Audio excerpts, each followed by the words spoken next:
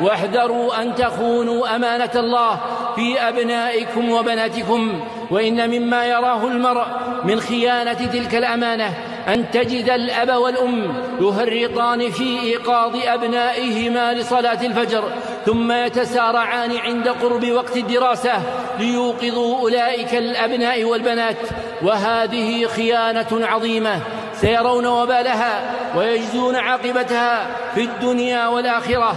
وقد أعذر الله إلينا بإنذارنا إذ قال: يا أيها الذين آمنوا قوا أنفسكم وأهليكم نارا وقودها الناس والحجارة.